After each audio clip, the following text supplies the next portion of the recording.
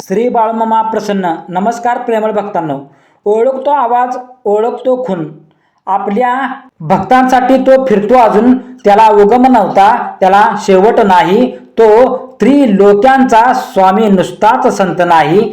त्याचे स्मरण कर, देहभान विसरून तो हळुवारपणे येईल आणि तुझ्या कानात सांगेल, भिवू नकोस, मी तुझ्या पाठीशी आहे.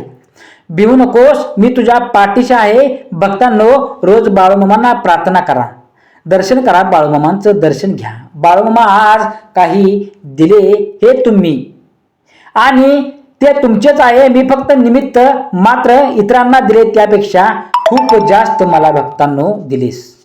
राहिलेले आयुष्य सुद्धा सुखात, आनंदात, समृद्धीत जावं भक्तांनो. यासाठी नामस्मरणाची ताकद दे. हे सद्गुरू मामा, हे मनाचा परिणाम शरीरावर होतो माझ्या, म्हणून मनामध्ये नेहमीच चांगले विचार येऊ दे. हे सद्गुरुनाथा, मला चांगले आरोग्य दे. जर तू मला चांगले आरोग्य दिलेस तर मी माझ्या चांगल्या प्रकारे मी तुझी सेवा करीन. आणि तुझी सेवा करत असताना हे संपूर्ण शरीर, या शरीराचा कधीही घातपात होऊ देऊ नकोस. माझ्या या जीवनात माझ्या कर्माचे भक्तांनो जे भोग आहेत ते तुमच्या नामस्मरणाने त्याचा नाश होतो. ही तुमच्या चरणी प्रार्थना. भक्तांनो, रोज अशा प्रकारे सकाळ आणि संध्याकाळ बाळूमामांचे प्रार्थना करा. तुमच्या या प्रार्थनेनेच अनुभव येईल, मोठा चमत्कार होईल, साक्षात्कार होईल. जय बाळूमामा. बाळूमामा म्हणतात, माझ्या मुला, तू काय एवढी काळजी करतोस? मी तुझ्या सोबत आहे. कारण फक्त तू मनापासून माझी आठवण काढ आणि माझा 10वा नामस्मरण कर. मी तुझ्याच जवळ आहे. जेवढे माझं तू नामस्मरण करशील तेवढे मी तुला जास्त आशीर्वाद देईन. भक्तांनो, बाळा, एक गोष्ट लक्षात ठेव, जेवढी तू माझी सेवा करशील तुला त्याच्यापेक्षा दुपटीनं फळ मिळणार आहे. कुठलीही माझी सेवा फुकट वाया जाणार नाही, हा माझा शब्द आहे तुला भक्ता. म्हणून भक्तांनो, लक्षात ठेवा, मामांची कोणतीही सेवा व्यर्थ जात नाही. तर केलेल्या सेवेचं फळ आपल्याला दुप्पटीने मामा देत असतात. चिंता ही कोणाला भोडसावत नाही. लक्षात ठेवा, आम्ही चिंतेच्या अधीन आहे. लक्षात ठेवा भक्तांनो. यासाठी काय करावे लागेल तर यासाठी चिंतामणीचा उपयोग करावा लागेल. चिंता बाजूला काढली तर बाकी उरते मणी. तर तो मणी कोणाच्या हातात आहे तर आदमापूरमधील ब्रह्मांड नायक सद्गुरू बाळूमामांच्या हातात आहे. भक्तांनो, बाळूमामा म्हणजे नुसतेच संत नाहीत तर ब्रह्मांडाचे मालक आहेत, चालक आहेत. मामांच्या आज्ञेशिवाय झाडांचे पान सुद्धा हलत नाही. बाळूमामा हे पंचमहाभूतावर राज्य करतात. ते म्हणजे आकाश, वायू, पाणी, अग्नी, पृथ्वी या पंचमहाभूतावर मामा राज्य करत आहेत. ते म्हणजे भक्तांनो, मामांच्या आज्ञेशिवाय झाडाचे पान सुद्धा हलत नाही. म्हणून भक्तांनो, आपण काहीतरी चांगले कर्म केले आहे, त्यामुळे आपल्याला ब्रह्मांडाची सेवा करण्याचे भाग्य मिळालेले आहे. आजच्या अशा छोट्याशा संदेशातून तुम्हाला हेच सांगायचं आहे की जीवनामध्ये मामांची सेवा इतकी करा की साक्षात परमनीती जर आपल्याला न्यायाला आली तर त्या नीतीने सुद्धा म्हटलं पाहिजे की अरे, मी जर याला घेऊन गेलो तर या ब्रह्मांडाची सेवा कोण करेल, इतकी मामांची सेवा करा. की नीतीने सुद्धा आपल्या सेवेसमोर हात टेकवले पाहिजेत. आपल्या सेवेची ताकद एवढी पाहिजे भक्तांनो. मामा म्हणतात, सेवा करायची असेल तर घड्याळात पाहू नका, प्रसाद खायचा असेल तर चव घेऊ नका, सत्संग ऐकायचा असेल तर जागा पाहू नका, विनंती करायची असेल तर स्वार्थ पाहू नका, समर्पण करायचं असेल तर खर्च किती झाला हे अजिबात बघू नका, दान करायचे असेल तर गरज पाहू नका. मामा म्हणतात, माणूस हा स्वतःच्या कर्तृत्वानुसार चमकतो. म्हणून मामा सांगतात, माझ्या जेव्हा तू जाशील काळोखात तेव्हा तू माझे नाव घे. तुझी साथ जेव्हा मामा पकडतील तुझा हात, भिवू नकोस, मी तुझ्या पाठीशी आहे. नकोस, मी तुझ्या पाठीशी आहे. मामा म्हणतात. लक्षात ठेवा भक्तांनो, माझ्या बाळा, तू कितीही माझी भक्ती कर, कितीही माझी सेवा कर, परंतु कर्माचे फळ हे भोगावेच लागते. म्हणून कर्म करत असताना, काम करत असताना नेहमी सज्ज राहून काम करा. कारण ब्रह्मांड कोणतेही नियम बदलू शकतात, परंतु तुमचं कर्म, तुमचे काम कधीच विसरत नाहीत, कधीच बदलत नाहीत. तुमचा सिद्धांत हे लक्षात घेतलं पाहिजे सगळ्या भक्तांनी. उशिरा का होईना त्या कामाचे तुम्हाला त्याचं फळ भेटणारच. म्हणून कोणतेही काम करत असताना देवाच्या, परमेश्वराच्या अनुषंगाने भक्तांनो मिळतच असते. मार्गदर्शनाने कर्म करा. भक्तांनो, आयुष्यामध्ये तुम्हाला काहीतरी मिळवायचं असेल तर, देवाकडे काहीतरी मागायचे असेल तर भक्तांनो अशा प्रकारचे म्हणजे देव तुम्हाला लवकरात लवकर तुमची इच्छा पूर्ण करेल. तर भक्तांनो, परमेश्वर हे गुरु या आधीच सर्वांचं कल्याण कर, सर्वांचं चांगलं कर, सगळ्यांचं भलं कर. सर्वांसाठी जे चांगलं आहे ते तुलाच माहीत आहे रे.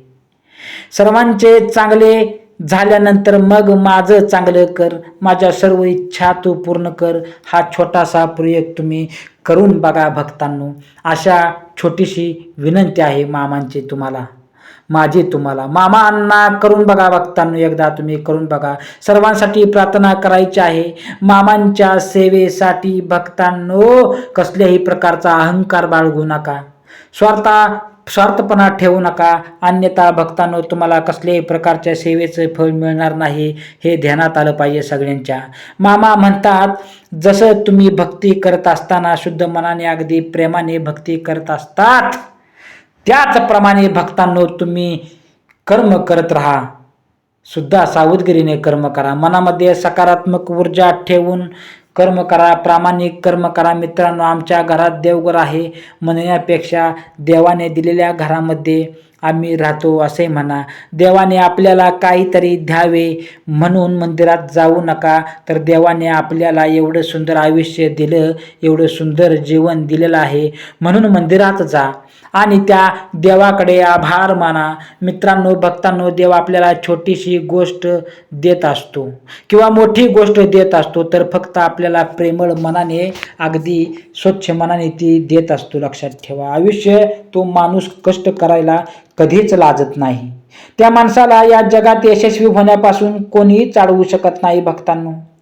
जो माणूस कष्ट करायला लागत नाही तो. मित्रांनो, जीवनात कष्ट करायला आधी लाजू नका. तुमची परिस्थिती नाजूक असते तरी तुम्ही कष्टच करा भक्तांनो. ही मामांची शिकवण आहे. आयुष्यात कोणताही व्यक्ती, कुठलाही कसलाही असो, कोणत्याही त्याला कष्ट हे करावेच लागते. कष्ट केल्याशिवाय पर्याय नाही. म्हणूनच कष्ट करत असताना त्या कामामध्ये प्रामाणिकपणा ठेवा. मामांचा आशीर्वाद सदैव तुमच्या पाठीमागे आहेच. मग मित्रांनो, भक्तांनो, तुम्ही म्हणाल की कष्ट तर करावेच लागतं, मग भक्तीचा काय उपयोग? मामांच्या नामस्मरणाचं काय महत्वाचं आहे? तर छोटीशी कथा भक्तांनो मी सांगतो आहे. तर मित्रांनो, भक्तांनो, रोज आपण खूप कष्ट करतो, खूप पैसे कमवतो, पण त्या कामाला, त्या कष्टाला नशिबाची साथ असली तरच आपण जीवनामध्ये, आयुष्यामध्ये यशस्वी होतो. आपण ते काम साध्य करू शकतो. लक्षात ठेवा. अगदी त्याचप्रमाणे हेही बरोबर आहे, सत्य आहे. तुमच्यावर मामांचा आशीर्वाद नसेल, कष्टाला मामांची साथ नसेल तर आयुष्यात तुम्ही कधीही काम साध्य करू शकणार नाही. अगदी प्रगतीच्या दिशेने जाऊ शकणार नाही तुम्ही, हे लक्षात ठेवा. म्हणूनच परिस्थिती सुधारली म्हणून माजू नका, कष्ट करायला लाजू नका.